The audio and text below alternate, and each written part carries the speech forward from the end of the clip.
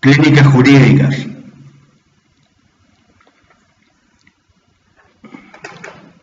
Estamos analizando un procedimiento especial que es el procedimiento ejecutivo por acción de edad.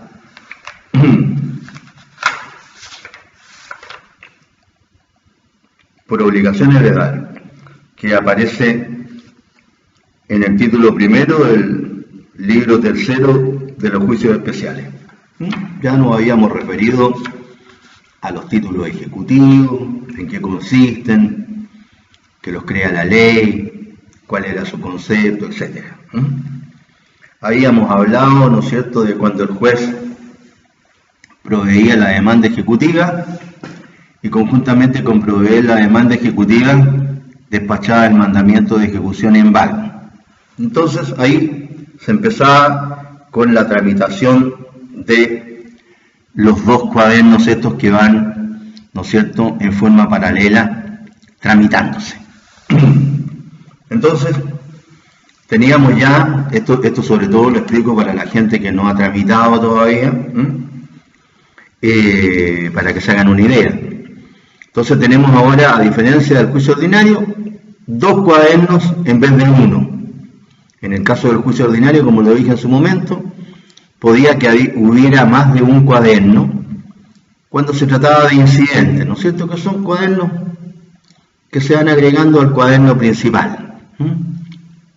Pero había un cuaderno.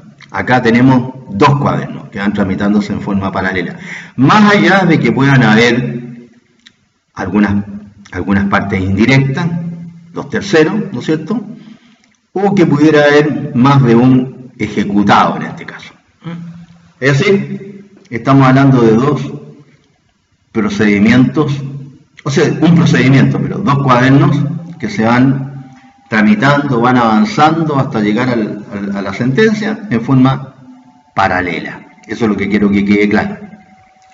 Entonces, notificado la demanda ejecutiva al demandado y el mandamiento de ejecución en embargo, que consiste, como señalamos, en ese requerimiento que le hace el receptor judicial al demandado para que pague la suma que contiene el mandamiento, más intereses y costas, y si no paga se le van a proceder a embargar bienes, ¿no es cierto? Entonces ahí el demandado, llamado ahora ejecutado, empieza a actuar, a defenderse, ¿no es cierto?, de la acción ejecutiva que está contenida en la demanda ejecutiva y a defenderse, ¿no es cierto?, del requerimiento de pago. Entonces va a tener que defenderse en dos cuadernos. Bien. Entonces habíamos señalado cuáles eran los requisitos del requerimiento, etcétera, etcétera, y habíamos llegado al momento en que tenía un plazo el ejecutado, que en el juicio ordinario es el demandado, para contestar. Y aquí está el plazo común y los plazos, ¿no es cierto?, excepcionales, dependiendo del lugar en que se había notificado el requerimiento. Una cuestión que es bien importante es que, y que es pregunta de examen de grado, la he escuchado varias veces en los exámenes de grado, es que de acuerdo con el artículo 462, el término para deducir la oposición comienza a correr desde el día del requerimiento de pago, artículo 462. No olviden esto, porque no empieza a correr el término para contestar desde que le notifican la demanda ejecutiva, sino que desde el momento en que son requeridos de pago. En muchas ocasiones coinciden estos dos tiempos, pero puede que no coincidan. Entonces no se vayan a equivocar ustedes y vayan a contestar a partir del momento en que les notifican la demanda ejecutiva, sino que tienen que contestar dentro del plazo que se señala para desde el momento del requerimiento de pago. ¿Por qué? Porque así lo dice la ley. Artículo 462, inciso primero. Repito, el término para deducir la oposición comienza a correr desde el día del requerimiento de pago. Ya, quedó claro eso, ¿no es cierto? Bien. Y ahí vienen las diferentes, ¿cómo se llama?, alternativas, pues. Dice el mismo 462, si el requerimiento se verifica dentro de la República, el ministro de Fe hará saber al deudor en el mismo acto el término que la ley concede para deducir la oposición y dejará testimonio de este aviso en la diligencia. La omisión del ministro de Fe le hará responsable de los perjuicios que puedan resultar, pero no invalidará el requerimiento, o sea, el plazo sigue corriendo para oponerse. Esto es muy importante porque de repente alguien se puede equivocar y pensar que si se alega una nulidad, ¿no es cierto? Y incluso si se acoge la nulidad, se va a contar el periodo para contestar desde que se resolvió la nulidad procesal. No, corre desde que se hizo el requerimiento. Bien, entonces hay una serie de situaciones que aparecen en los artículos anteriores respecto de aquellos casos en que el deudor no es requerido de pago en el lugar en que tiene su asiento el tribunal. En el 459 se trata del caso de que el deudor es requerido de pago precisamente en la regla general, en el lugar del asiento del tribunal, en donde tiene el término de 4 días útiles para oponerse a la ejecución. Esa es la regla general. 4 días para oponerse a la ejecución a contar del requerimiento de pago. El inciso segundo del 459 señala: este término se ampliará con 4 días si el requerimiento se hace dentro del territorio jurisdiccional en que se ha promovido el juicio, pero fuera de la comuna de asiento del tribunal. El requerimiento se hace dentro del territorio jurisdiccional en que se ha promovido el juicio, pero fuera de la comuna del asiento del tribunal. Entonces ahí nos encontramos con otra situación. El artículo siguiente, 460. Si el requerimiento se hace en territorio jurisdiccional de otro tribunal de la República, la oposición podrá presentarse ante el tribunal que haya ordenado cumplir el exhorto del que conoce en el juicio o ante este último tribunal. Entonces, cuando el requerimiento se hace en territorio jurisdiccional de otro tribunal, por ejemplo, se hace el requerimiento en Santiago, la oposición podrá presentarse ante el tribunal que haya ordenado cumplir el exhorto, el tribunal de Santiago, del que conoce el juicio, o ante este último tribunal, es decir, ante el tribunal que conoce el juicio. Es decir, ustedes tienen dos posibilidades para interponer su oposición a la ejecución: ante el mismo tribunal de otro territorio jurisdiccional o ante el tribunal en el que se sigue el juicio. En el segundo, en el primer caso, los plazos serán los mismos que establece el artículo anterior, es decir, 4 días útiles.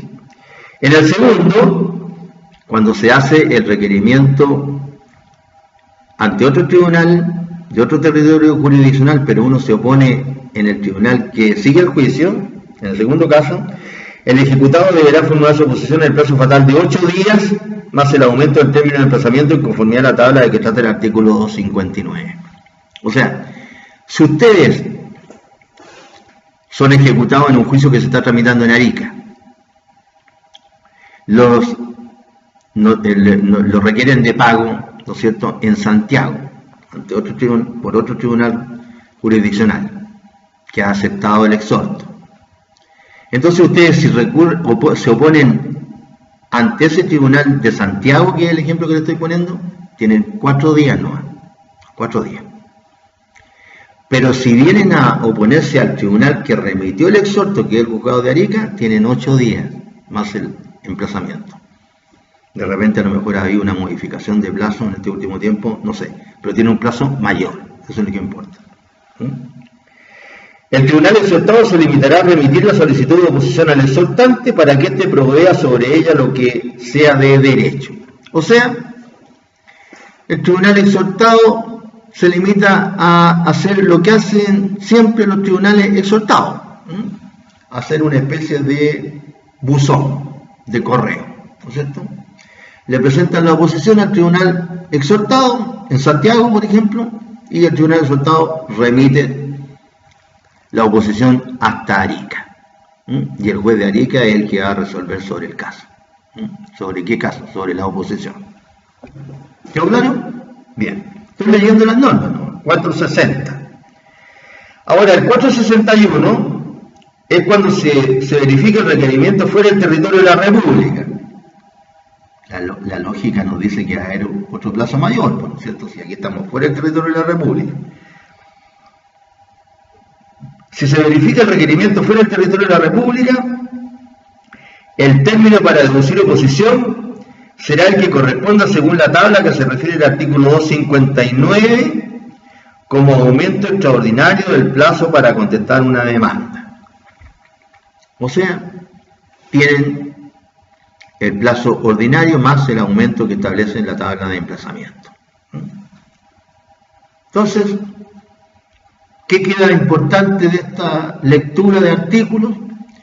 Que el plazo para oponerse se cuenta desde notificado el requerimiento de pago y que este plazo va a variar en el sentido de que se va a aumentar cuando se realice el requerimiento fuera del asiento del tribunal y se recurra, ¿no es cierto?, a presentar la oposición en el juzgado que dio origen al juicio, o cuando se trate de casos en que se notifica fuera del territorio, o sea, se realice el requerimiento fuera del territorio de la República.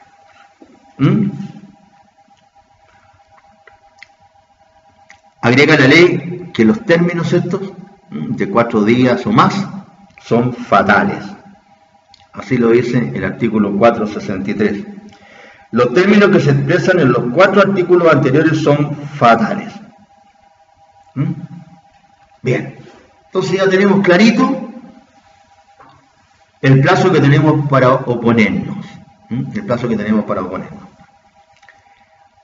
Al final de la explicación de la oposición de excepciones vamos a referirnos al escrito,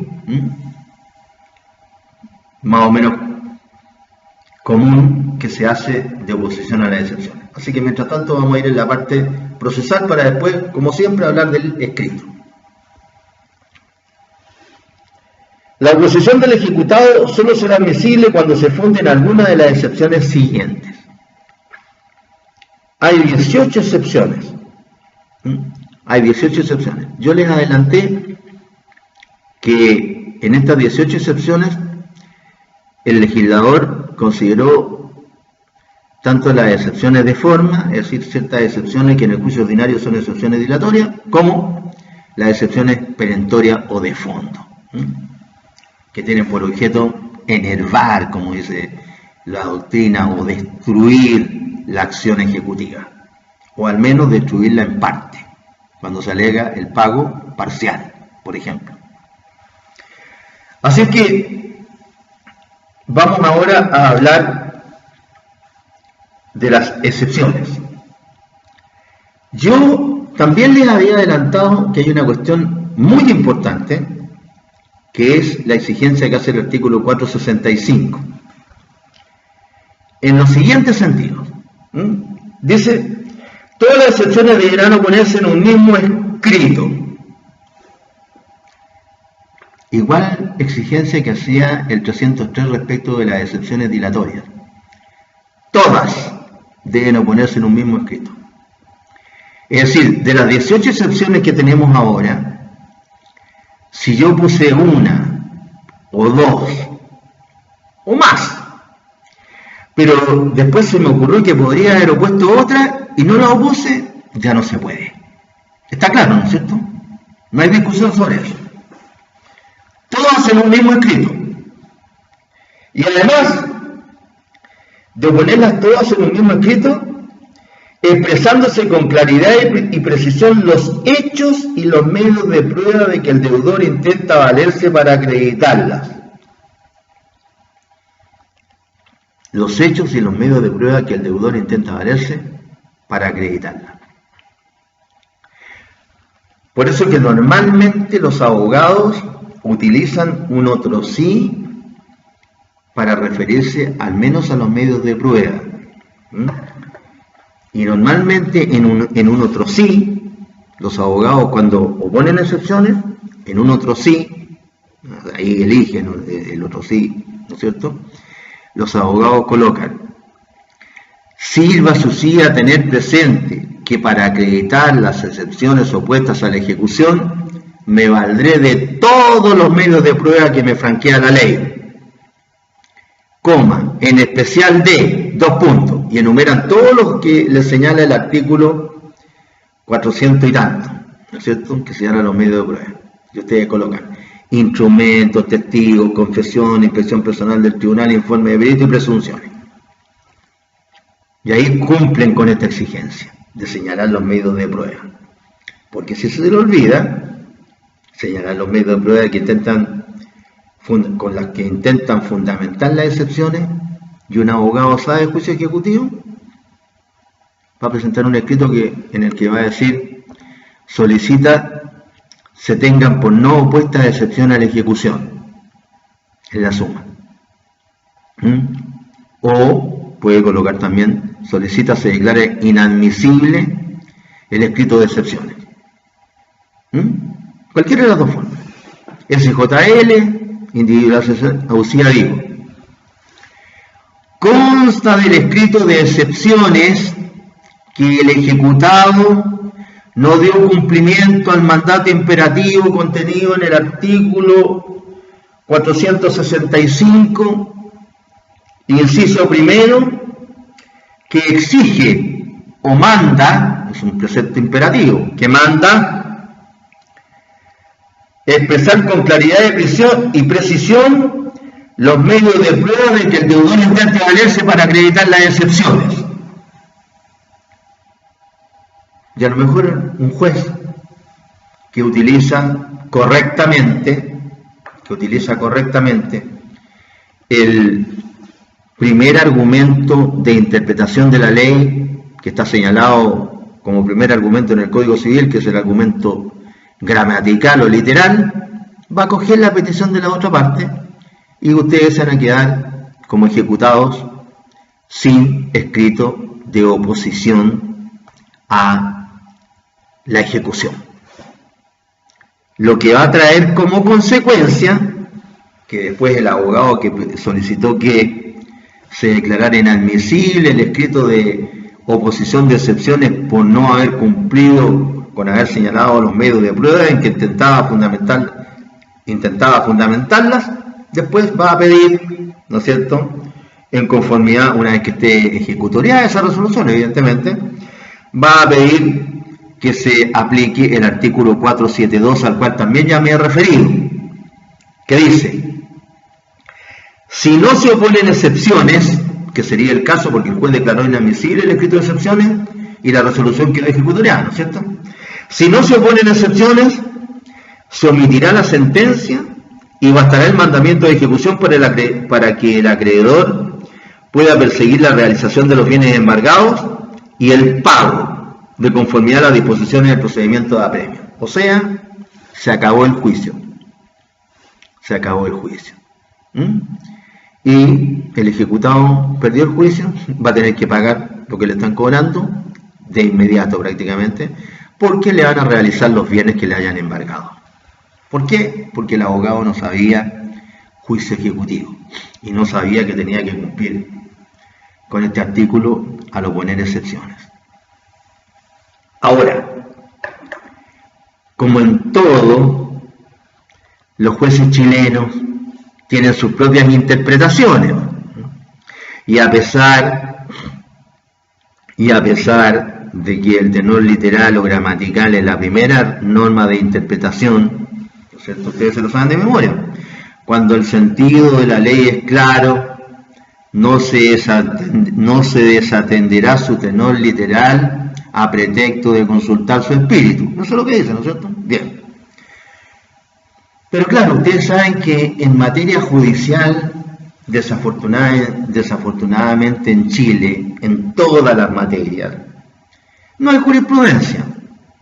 No hay jurisprudencia de partida porque no se establece legalmente que los fallos, ¿no es cierto?, son o constituyen o tienen fuerza obligatoria respecto de otros fallos que se dicten sobre la misma materia. De partida, esa norma no existe en nuestra legislación.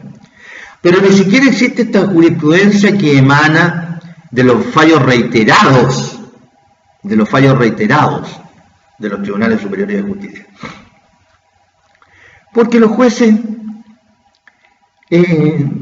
siempre tienen sentencias para un mismo caso, sentencias A, sentencias B, sentencias C, sentencias D, y a ese el abecedario sigue avanzando.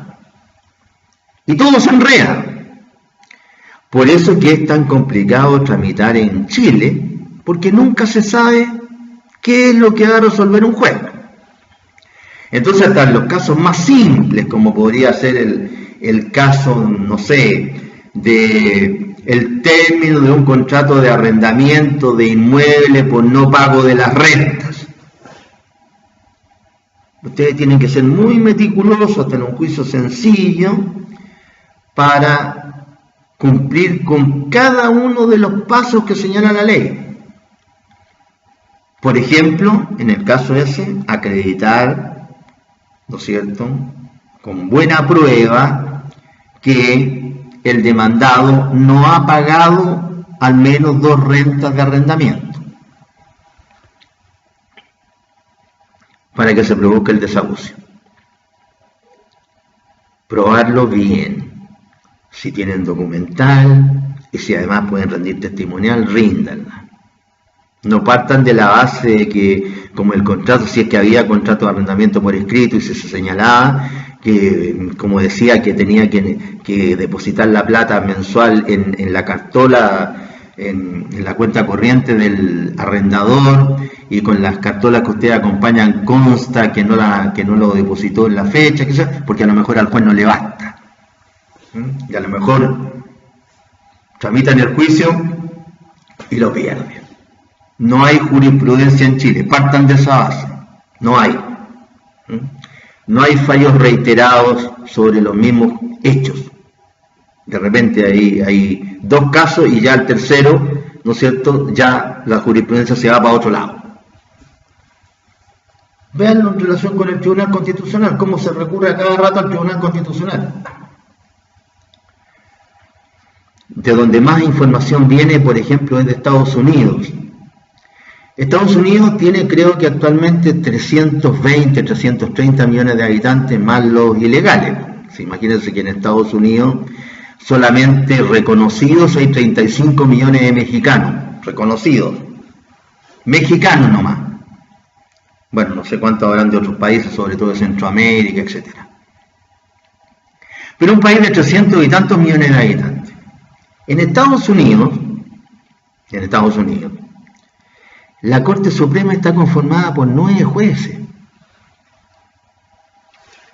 Y Chile, que tiene 17 millones y ahora con la inmigración, que sé yo, creo que tiene 18, y un poco más, no sé.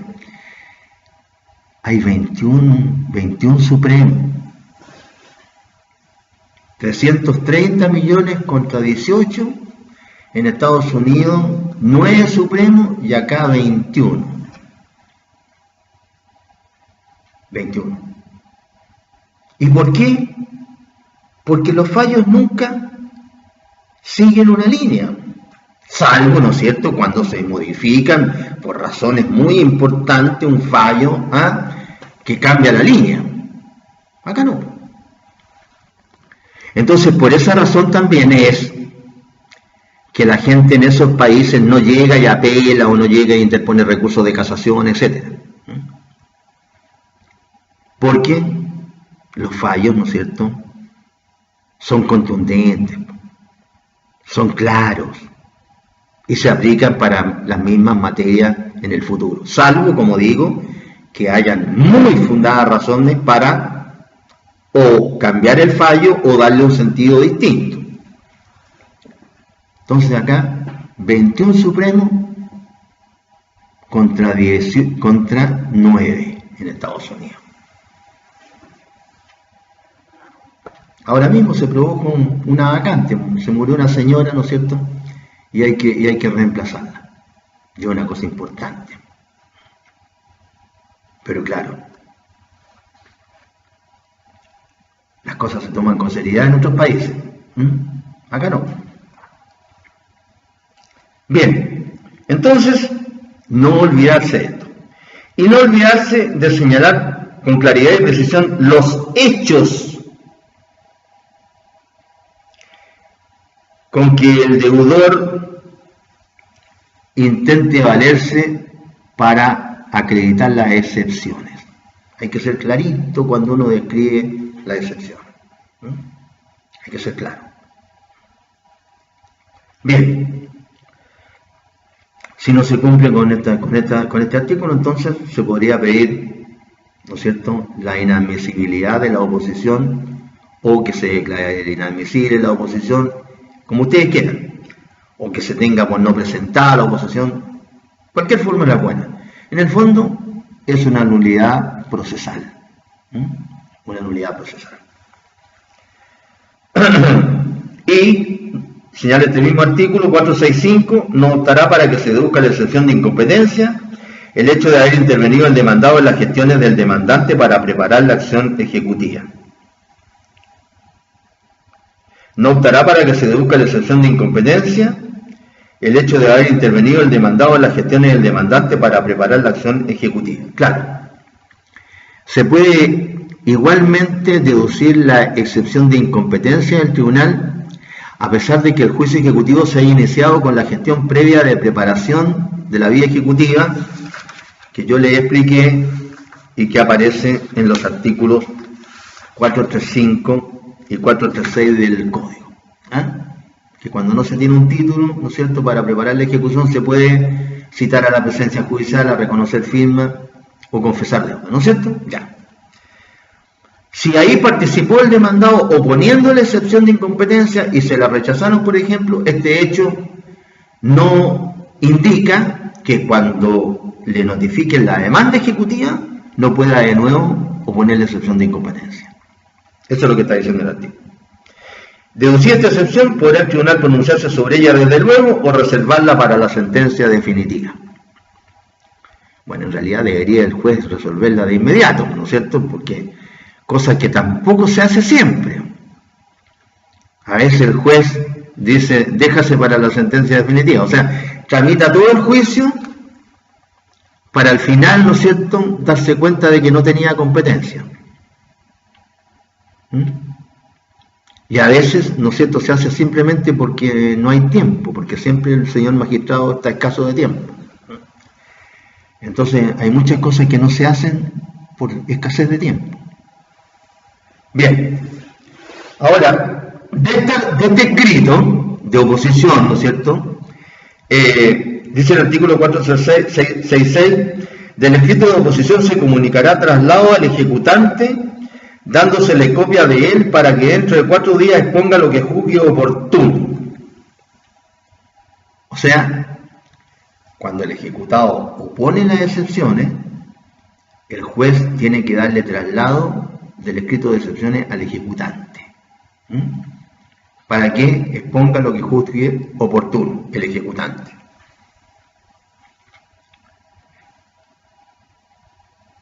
Y le da 4 días. Y ahí el ejecutante va a decir lo que considere pertinente.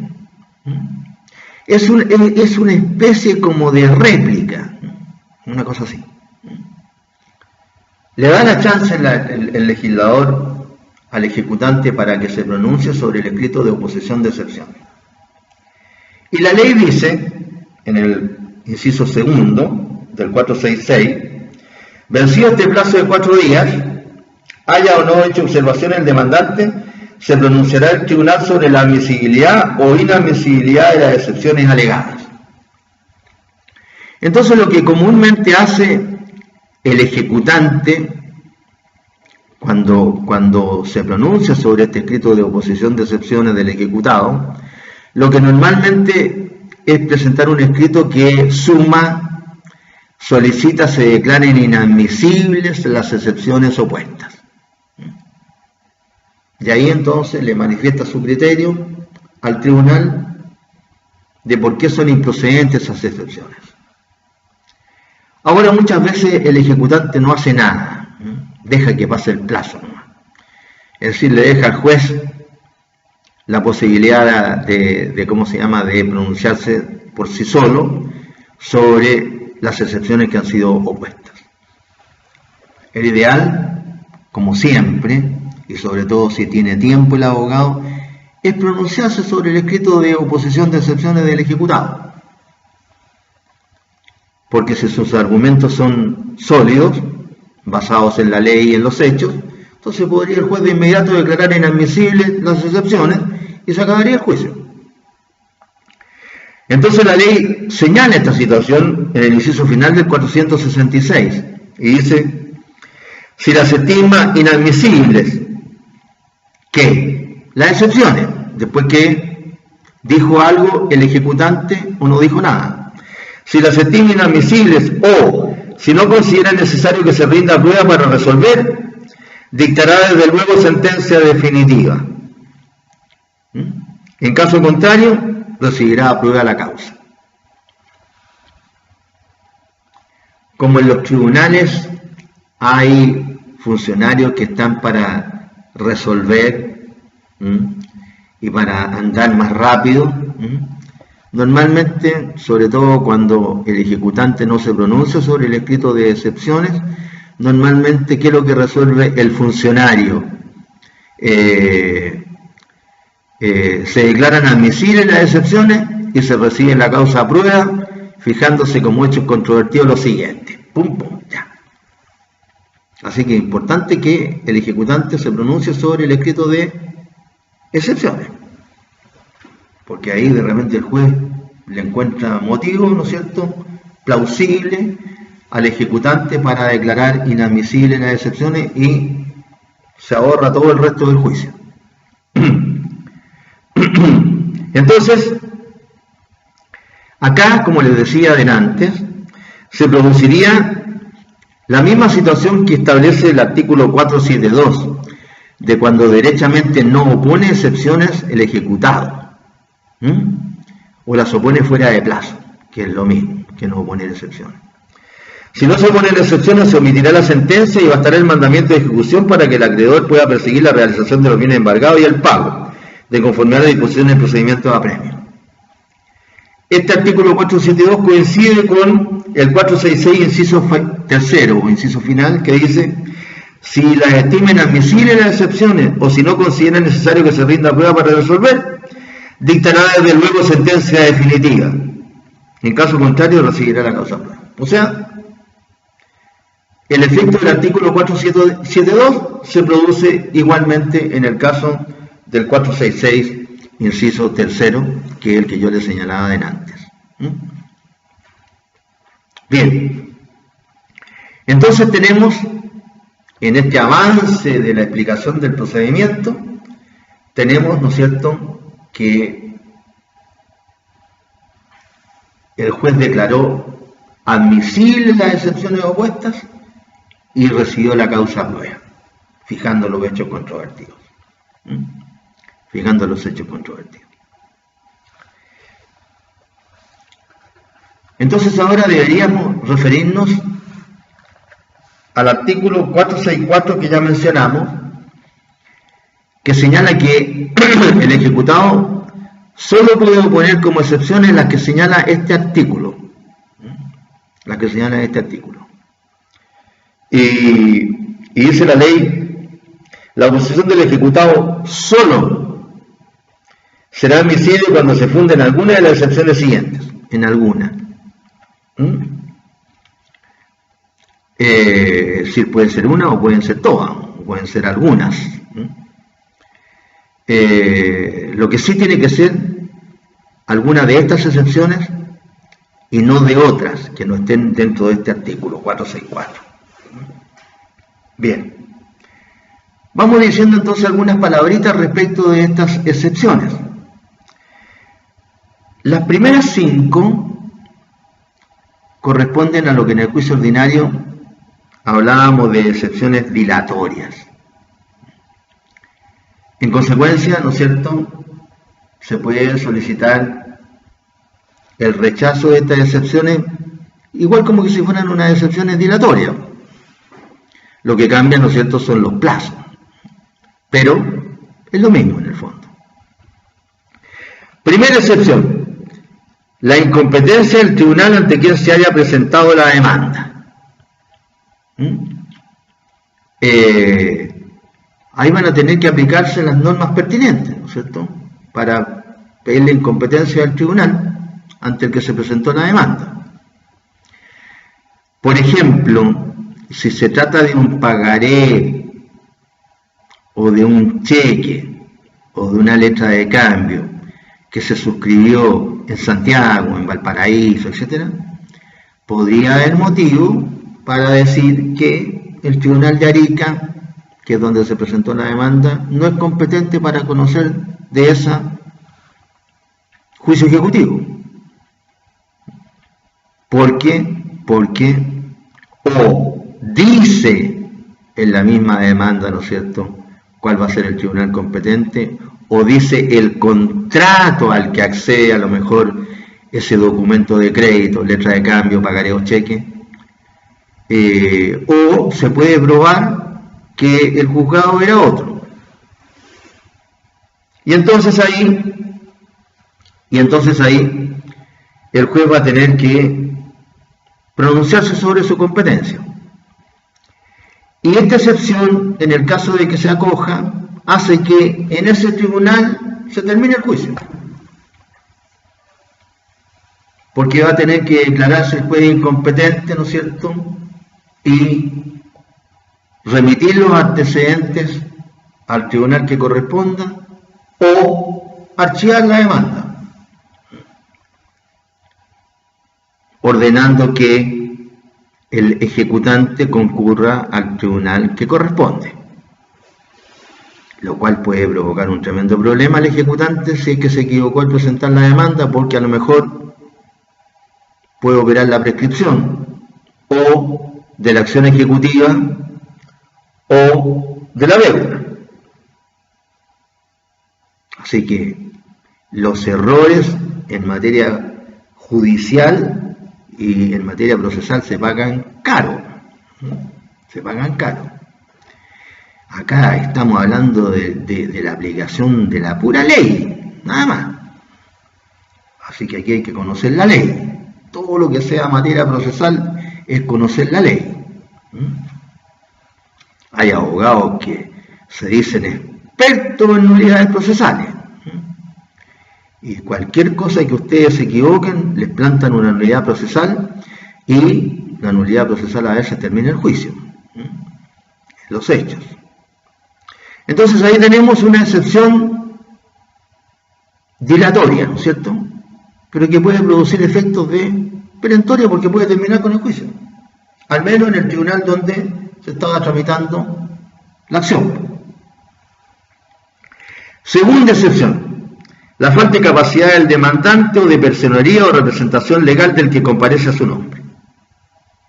En general, entonces, la falta de capacidad o la falta de personería del que comparece a nombre del demandante.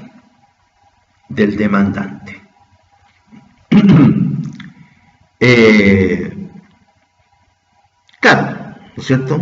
La personería hay que acreditarla en el juicio.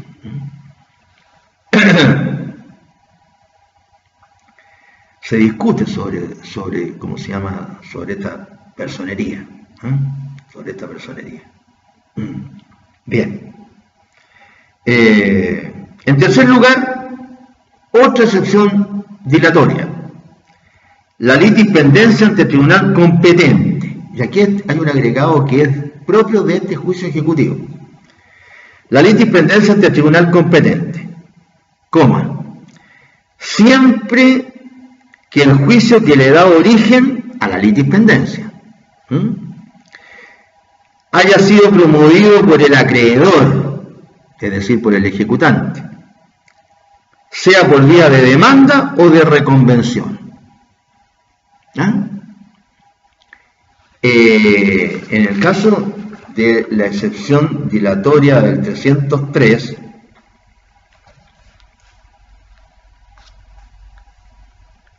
la ley dice solamente la litispendencia. Solo la litispendencia. Artículo 303. Solo son admisibles como excepciones dilatorias. Número 3, la litispendencia. Punto. Aquí dice la litispendencia ante tribunal competente. Y viene el agregadito este. Siempre que el juicio que le da origen haya sido promovido por el acreedor, sea por vía de demanda o de reconvención. Es decir, en el juicio ordinario solamente se entiende que es excepción dilatoria a la litispendencia y punto. Es decir, cuando hay identidad de personas, de causa de pedir, de cosa pedida, y que haya un juicio pendiente entre esas mismas partes, o sea, que esté pendiente el juicio. Y punto. Mientras que acá, en el juicio ejecutivo, se exige lo mismo. Identidad legal de personas, de causa de pedir, de cosa pedida, y que haya un juicio pendiente. Pero, agrega que ese juicio que está pendiente, que es anterior al juicio ejecutivo en este caso, haya sido promovido por el acreedor, por medio de una demanda o por medio de una reconvención. Es decir, exige que esa litispendencia en el juicio anterior, en que se va a tocar la litispendencia en ese juicio anterior que está pendiente, lo haya iniciado el ejecutante o demandante. ¿Por qué creen ustedes?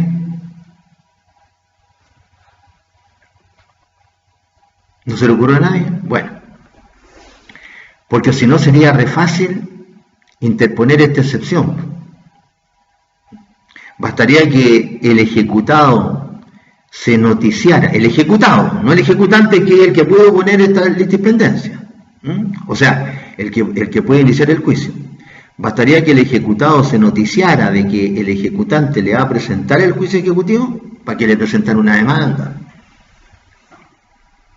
que verse sobre los mismos hechos, que puede ser una demanda ordinaria porque la ley no dice.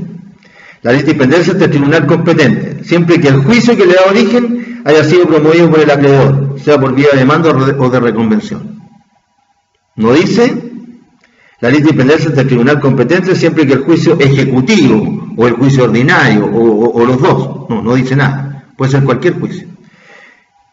Entonces, el juicio que está pendiente, para que se acepte esta excepción, tiene que haber sido promovido por el ejecutante en este caso, sea por vía de demanda o de reconvención. Porque si no, si el ejecutado pudiera iniciar, o sea, pudiera deducir esta excepción por un juicio que inició él antes del juicio ejecutivo lo inicia. Y habría que esperar que se tramite el juicio que está pendiente, etcétera. Y a lo mejor se pasan los plazos, etcétera, etcétera, y al final termina el ejecutante perdiendo su acción porque hay un juicio pendiente que inició el ejecutado. Por eso lo prohíbe la ley, para evitar estas pillerías, porque, como dice ese antiguo adagio jurídico, echa la ley, echa la trampa. Si hay gente que celebra contratos simulados para precaverse una excepción, con mayor razón va a poder iniciar un juicio, si tuviera la posibilidad de hacerlo. Claro. Queda claro, ¿no es cierto? 4. Otra excepción dilatoria. la ineptitud del libelo por falta de algún requisito legal en el modo de formular la demanda en conformidad a lo dispuesto en el artículo 254. Igual que en el 303, ¿no es cierto? Igual que en el 303. La ineptitud del libelo por razón de falta de algún requisito legal en el modo de proponer la demanda. Es decir,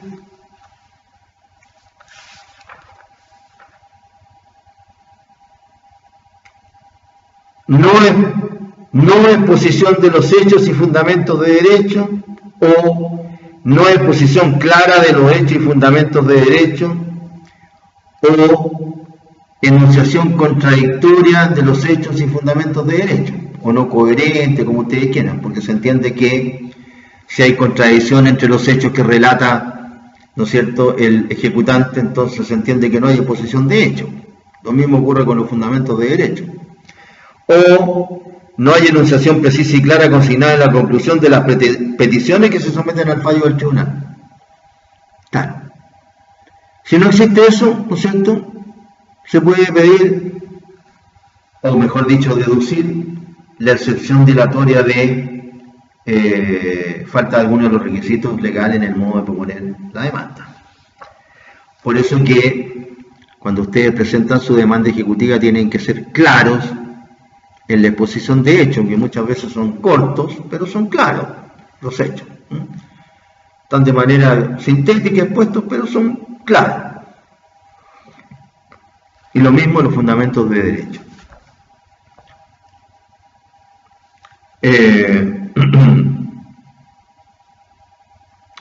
No se hace alusión a los tres primeros numerales del 254 porque, como ustedes saben, si no cumple una demanda con el 1, la asignación del tribunal, el 2, la individualización de las partes, y el 3, la individualización de las partes, de acuerdo con el 256, el juez de oficio puede no dar lugar a la demanda. Es decir, esto ocurre también para el juicio ejecutivo.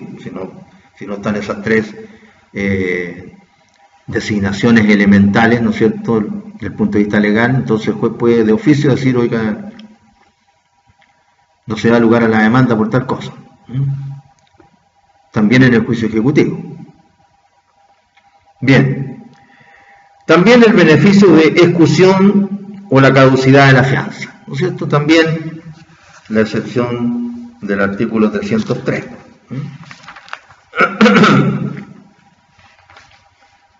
El beneficio de excusión.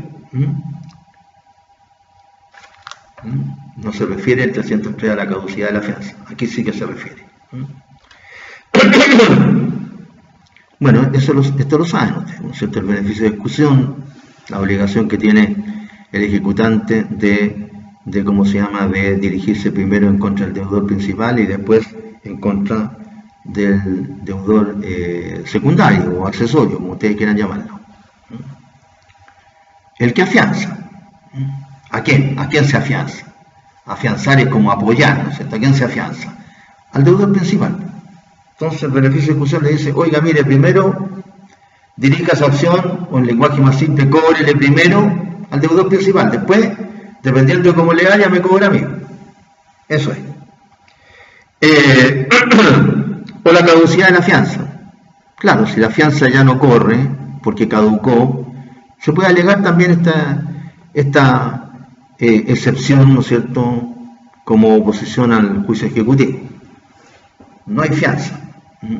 Entonces, ¿cómo me va a notificar algo que ya no existe? Caducó la fianza, no existe la fianza. Entonces, esos son los casos de excepciones dilatorias que se pueden oponer al juicio ejecutivo. No hace diferencia en esto la ley que reglamenta este tipo de juicio. Y luego vienen una serie, ¿no es cierto?, de excepciones perentorias, ¿no? Excepciones que enervan o que matan la acción ejecutiva. Desde el número 6 hasta el número 18. Primero, la falsedad del título. ¿Cuándo un título es falso?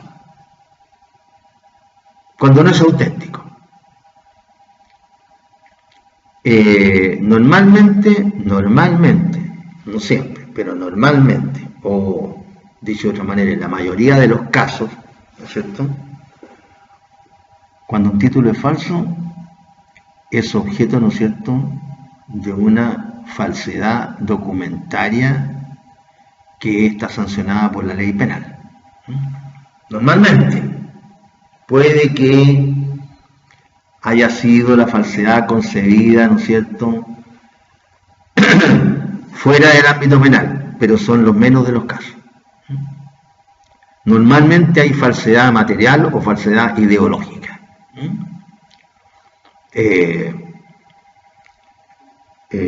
Ustedes están en tercer año, así que todavía no han estudiado Penal 2, ¿no es cierto? Ese es el ramo que yo doy en la escuela. Y hay un título, el Código Penal se divide en libros, igual que todos los códigos. Y hay un título preliminar, hay un libro primero que básicamente se refiere a la teoría del delito, también a la eximente, a la atenuante, a la agravante, etcétera, ¿cómo se llama?, a las causales de exención de la responsabilidad penal, etcétera. En general se refiere a la teoría del delito. Este título, este libro primero. Y el libro segundo se refiere a los delitos en particular que trata el Código Penal.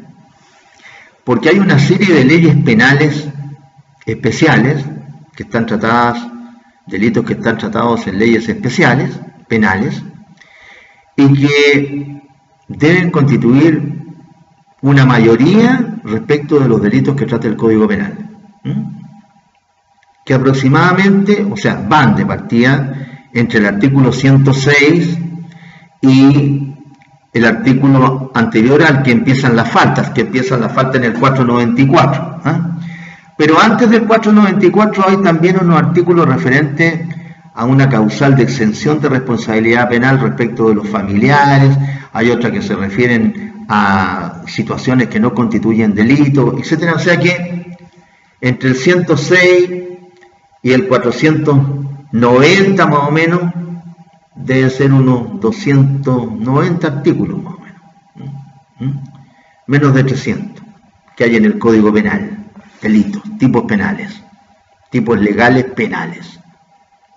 Y afuera hay más delitos que estos, ¿sí?, en leyes penales especiales.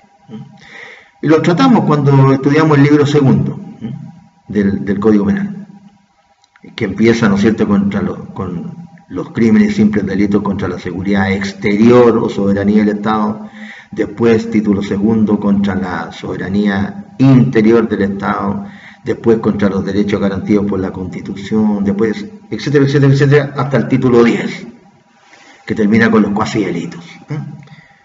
Entonces ahí hay aproximadamente 300 delitos en el Código Penal. Lo que quiero decirles es que hay más delitos afuera del Código que en el Código. Ahí mismo hacemos alusión a una serie de delitos cuando estudiamos ciertos títulos, por ejemplo, tratándose de los delitos contra la seguridad interior del Estado. De partida ahí estudiamos delitos que están en la ley 12.927, que se llama precisamente sobre seguridad interior del Estado. Los delitos que están en la ley sobre control de armas y los delitos que sancionan conductas terroristas, por ejemplo. Después los derechos que garantizan las garantías constitucionales, vemos delitos que están dentro de la ley sobre votaciones y escrutinio, todos los delitos de cohecho relacionados con el acto de la votación, etcétera, etcétera, etcétera. Hay delitos en la ley sobre construcciones y urbanizaciones, etcétera. En el código que ustedes quieran hay algún tipo de delito. En el Código de Procedimiento Civil hay un delito que es bien importante, que es el delito de desacato, que está en el título, ¿no es cierto?, relacionado con la ejecución de las resoluciones ante el tribunal que las dictó, por ahí por el 230 y tanto, aquí en el Código. De la ejecución de las resoluciones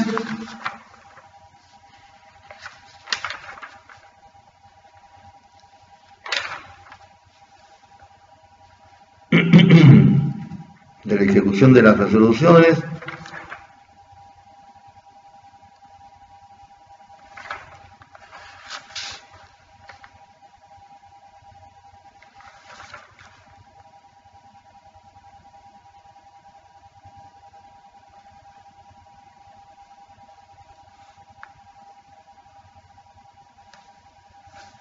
...240 inciso segundo.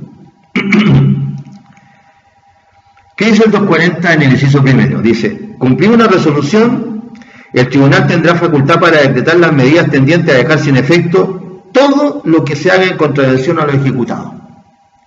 Supónganse ustedes, ¿no es cierto?, que se trate de un juicio, uno simple, un juicio incluso un juicio civil, de término del arriendo por no pago de la renta. Entonces se tramita todo un juicio y al final el juez le da la razón al demandante que probó que no le pagaban el arriendo y ordena, ¿no es cierto?, que el ejecutado, el demandado, tiene que entregar la propiedad dentro del tercero día después de ejecutoriada la sentencia. Ya. Pasan los 3 días, no entrega la propiedad, se le notifica, ¿no es cierto?, el lanzamiento, no cumple y entonces hay que ejecutarlo con la fuerza pública. Es decir, claro, el juez tiene que realizar todas las diligencias tendientes a hacer cumplir la sentencia que dictó, si no, ¿para qué tramitó todo el juicio? Para que al final, ¿no es cierto?, la parte que resulta agraviada con la sentencia no la cumpla. Por eso es que el juez le dice claramente en el 240, cumplir una resolución, el tribunal tendrá facultad para decretar las medidas tendientes a dejar sin efecto todo lo que se haga en contravención a lo ejecutado. Claro. Y entonces en el 240 aparece este tipo penal que se llama desacato. ¿Qué dice el 240 inciso segundo o final? El que quebrante el ordenado cumplir será sancionado con reclusión menor en su grado medio a máximo. Es decir, de 541 días a 5 años. Su grado medio, 541 días a 3 años, grado máximo, 3 años, 1 día, 5 años, ¿no es cierto? Y aquí dice, reclusión menor en su grado medio máximo, 541 días a 3 años. El que quebrante el ordenado cumplir. Por ejemplo, se tramitó todo un juicio, se notificó la sentencia, como digo, se ordenó el lanzamiento, se produjo el lanzamiento, con el auxilio de la fuerza pública. Todo gasto que tiene que hacer el ejecutante. Y el demandado es porfiado, ¿no es cierto? Se fueron los carabineros, se fue el receptor, se fueron todos, y abre la puerta a la fuerza o abre una ventana, qué sé yo, y mete las cuestiones para adentro otra vez. O sea, no está cumpliendo la sentencia que ordenó el lanzamiento. Desacato. Artículo 240, inciso segundo. ¿Se entiende? Bien. Es decir, tipos penales hay en casi todos los códigos, por no decir en todos, incluye el Código de Procedimiento Civil. Incluye el Código de Procedimiento Civil.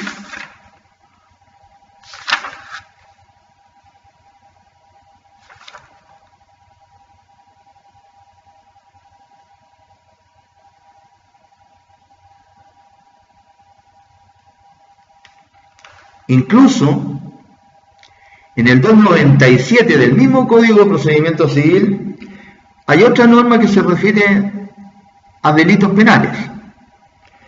¿Qué dice el 297 en relación con las medidas precautorias?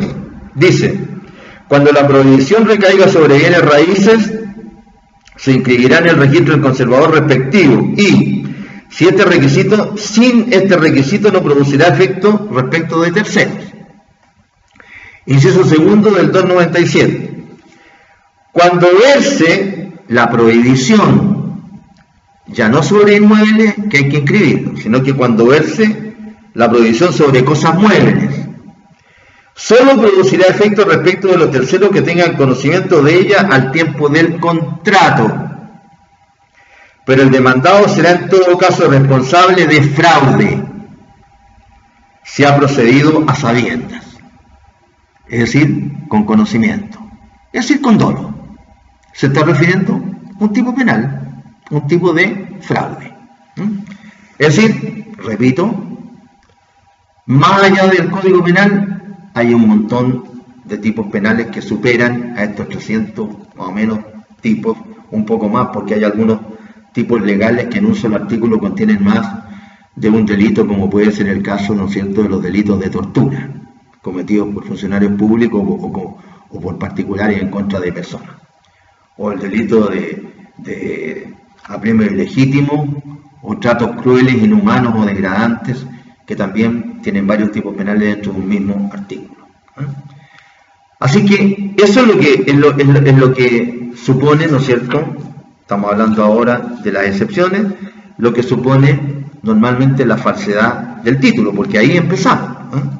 La falsedad del título normalmente supone un tipo penal que se denomina de falsedad de documento o de fraude. Pero normalmente de falsedad de documento, trátese de documentos públicos o documentos privados.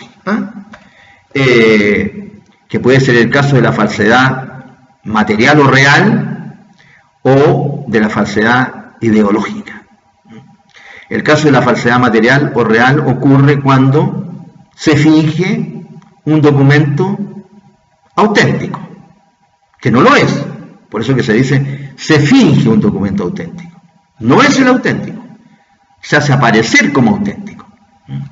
O cuando se altera o adultera un auténtico u original. Se le cambia algo, se borra algo, etcétera, etcétera. Ahora con la computación hay diferentes maneras, como se llama, de alterar un documento. Falsedad real o material. Y la falsedad ideológica, cuando se finge en un documento auténtico una realidad distinta a la que el documento pretende señalar. Por ejemplo, yo tengo un automóvil y tengo una deuda. Es lo único que tengo, el automóvil. Bueno, mejor tengo otras cosas, pero soy pillo, no me gusta pagar mis deudas. Entonces yo, con un tercero, celebro un contrato simulado, en donde realizo una venta ficticia en favor de este tercero. Tercero que no me va a pagar ningún precio. Seguramente que le voy a vender el asunto a plazo, para que sea más difícil de comprobar, ¿no es cierto?, la falsedad ideológica. Pero la verdadera intención no es la que dice el documento, la verdadera intención de las partes. En el documento, que es legítimo, se puede celebrar hasta por escritura pública, se está diciendo que yo le estoy vendiendo un auto, un inmueble o lo que sea, a un tercero, pero esa voluntad es ficticia, es falsa, es simulada. El documento es auténtico, pero la voluntad que hay detrás del documento es falsa. Eso es un contrato simulado. El código, por ahí, en el 470, número 2, sanciona los contratos simulados y ¿cómo se llama? Y en otras disposiciones de los fraudes también lo hace. Entonces, nos encontramos con este tipo de situaciones. Fuera del código. Entonces ahí estamos hablando de la falsedad del título, que lo que yo quería decir era que normalmente cuando se opone como excepción la falsedad del título, es complicado, porque está diciendo uno, de cierta manera, que acá se está aduciendo un título falso. Título falso, sea materialmente o sea ideológicamente. Lo que significa que si se establece en el juicio ejecutivo civil que el título es falso, sea en forma material o en forma ideológica, ese juicio va a pasar a formar parte en teoría de una investigación criminal. Digo en teoría porque ahora están tan ocupados los señores fiscales que es bien poco lo que se investiga, salvo los casos que son para la tele, ¿no? Pero para el común de los mortales como nosotros, es bien poco lo que se investiga. O si no, vean los reclamos que hay de la gente, de toda la ciudadanía, en contra de la policía y en contra de la fiscalía. Bueno, de los jueces también, pero los jueces, bien difícil lo que se puede hacer. ¿Quedó claro entonces la falsedad del título? Entonces un título es falso, por lo que dije, falsedad material o falsedad ideológica, o también puede ser un título falso por falta de integridad. Por falta de integridad. Le falta una parte al título. Le falta una parte. Entonces un título puede ser tachado de falso por falsedad misma o por falta de integridad. Le falta una parte al título, no está completo. También puede ser falso por eso, el título. Bien. En séptimo lugar, como excepción perentoria, está la falta de alguno de los requisitos o condiciones establecidos por las leyes para que dicho título tenga fuerza ejecutiva, sea con relación al demandado. Sea con relación al demandado. La falta de alguno de los requisitos o condiciones establecidos por las leyes, para que dicho título tenga fuerza ejecutiva. Y ahí le hace el agregado a la ley, sea erga omnes, respecto de todos, o sea con relación al demandado. Bien. Hay ciertos requisitos o condiciones establecidos por las leyes para que los títulos tengan fuerza ejecutiva. Por ejemplo, los títulos de crédito están obligados a pagar ciertos impuestos. ¿Cómo se pagan estos impuestos? Se pagan vía derechos y o vía estampillaje. Que tampoco saben muchas veces los abogados que se dedican a tramitar. Entonces un abogado que sabe de juicio ejecutivo lo pone esta excepción. Por ejemplo, las letras de cambio, los pagaré y los cheques, ¿no es cierto?, para que sean objeto de los requisitos que deben cumplir para tener fuerza ejecutiva, tienen que pagar el impuesto que señala la ley. Y la ley señala un porcentaje. No me acuerdo bien en este momento, pero supónganse ustedes que tratándose de una letra de cambio, por ejemplo, un pagaré, sea el 0,01%. O sea, una letra de 1.000.000 de pesos, 0,01%, 1.000.000 de pesos, el 1%, ¿no es cierto? El 10% de 1.000.000 de pesos son 100.000 pesos. El 1% de 1.000.000 de pesos son 10.000 pesos. Y el 0,1% son 1.000 pesos. Supónganse ustedes que la letra de cambio es por 2.300.000, que no es ninguna cantidad estratosférica. Bueno, entonces firman letras de cambio normalmente por 10 lucas. Se está afianzando una obligación o un pagaré. Pongo estas cantidades, van a poner cantidades más.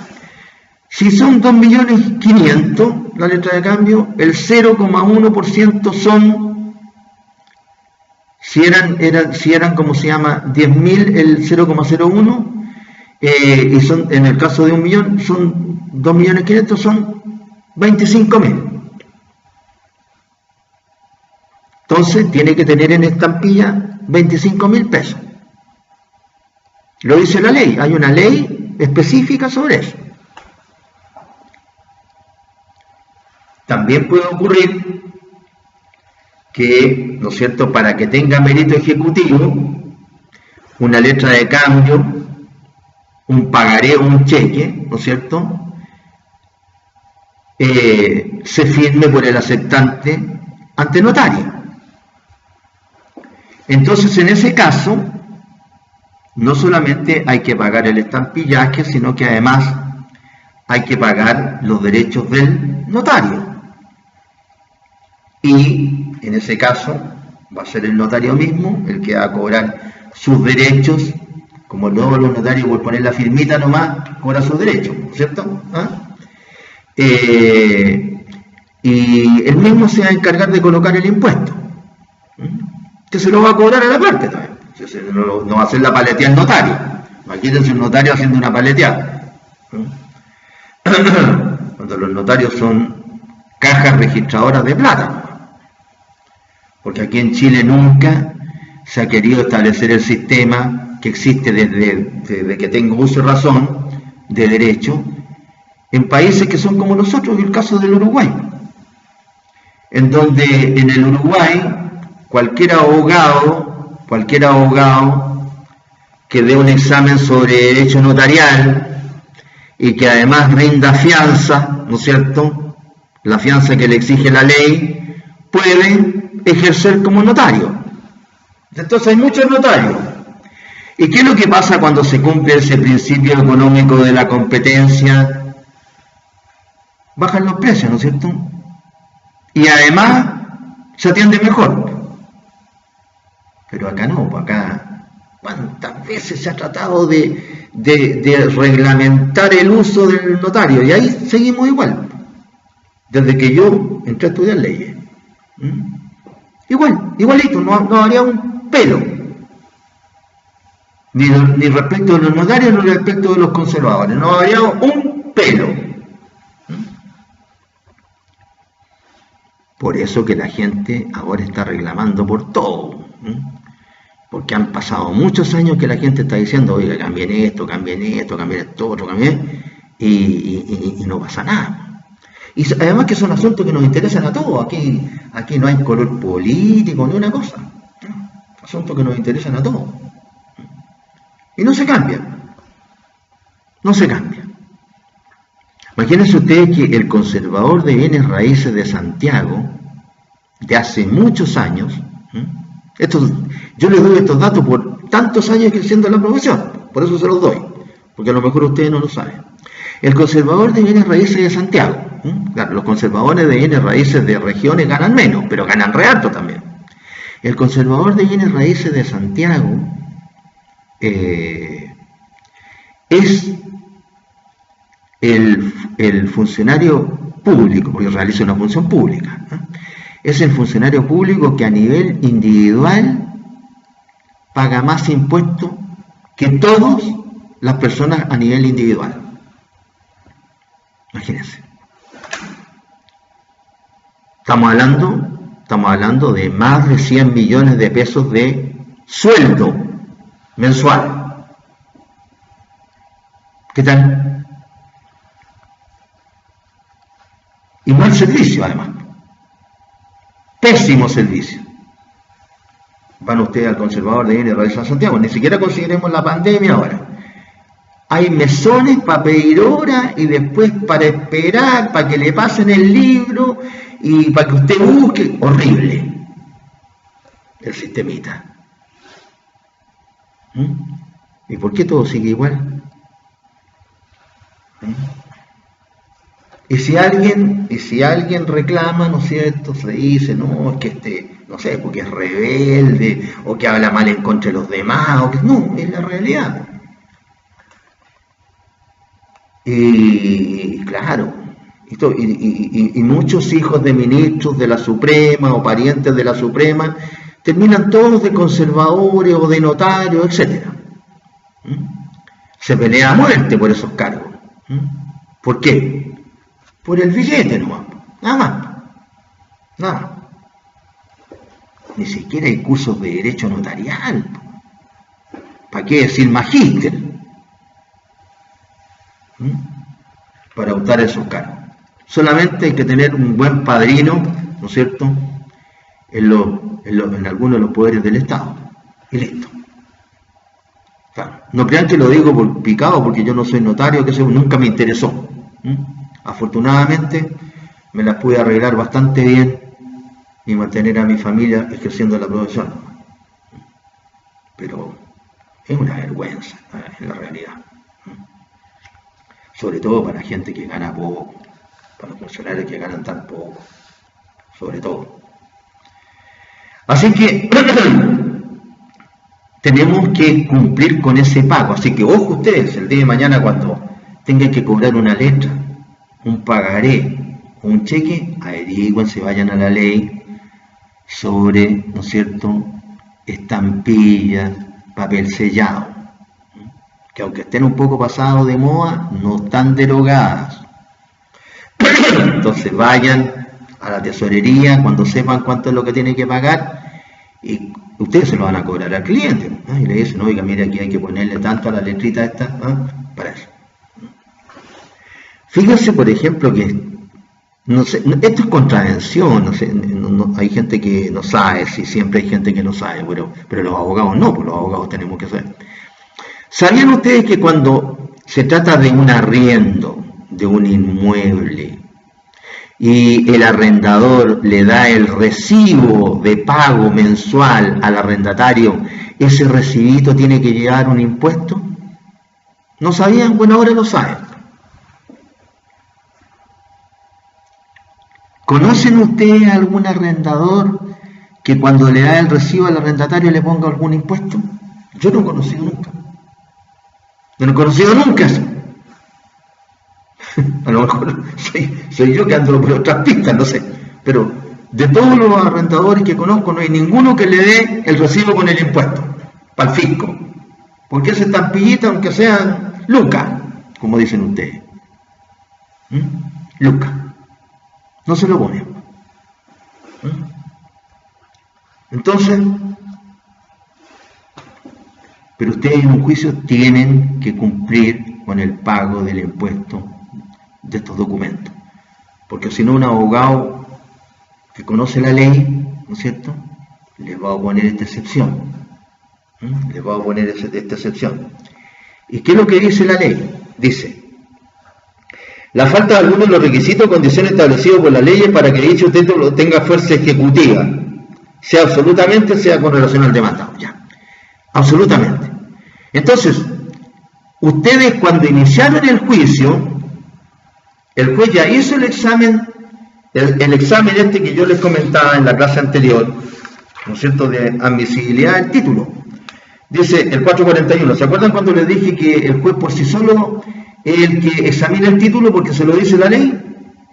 Dice el 441, el tribunal examinará el título y despachará o denegará la ejecución sin audiencia ni notificación del demandado, aun cuando se haya ente, es decir, el demandado, apersonado al juicio. El juez hace el examen, ¿no es cierto?, del título. Entonces, si el juez examinó el título, no sé, o el funcionario que tiene para esto, para que resuelva, autorizó, ¿no es cierto?, notifíquese la demanda, etcétera, etcétera, y despacha ese mandamiento de ejecución de embargo, y viene el ejecutado y se da cuenta que no tiene los impuestos que exige la ley. ¿Puede el ejecutante, después que se inició el juicio, acompañar los impuestos correspondientes?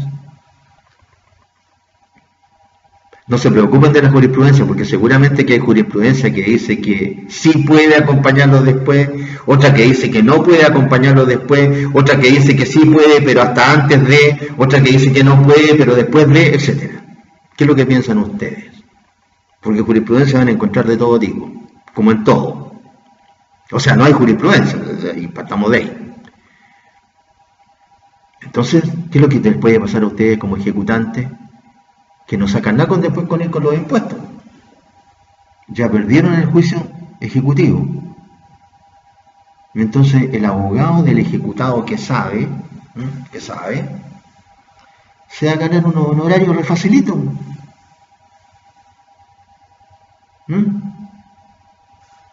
Imagínense que esté cobrando usted una letrita que, no sé, 7 millones, 8 millones, le va a ahorrar, el abogado le va a ahorrar a su cliente 8 millones, 9 millones, más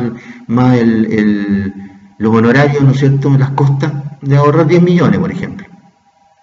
Entonces a lo mejor el abogado se gana 1 millón. Y feliz el ejecutado. Pague 1 millón en vez de pagar 10. ¿Qué tal? ¿Por qué? Porque el abogado del ejecutante no sabía que tenía que colocarle el impuesto a la letra de cambio, al pagaré o al cheque. Es importante conocer la ley, ¿no? Esa es nuestra labor. Esa es nuestra labor. Y después, sea absolutamente, como este caso de la falta de impuestos, o sea con relación al demandado. Claro, la falta de alguno de los requisitos, condiciones. Si no establece el título, ¿no es cierto?, que el demandado, ¿no es cierto?, es el que debe cumplir con la obligación. Entonces, el título es carente de requisitos respecto del demandado, ejecutado. Bien, vamos a quedar acá, jóvenes, y seguimos en la próxima clase a contar de la excepción número 8, que es muy simple, el exceso de avalúo en los casos de los incisos 2 y 3 del artículo 438. Cuídense.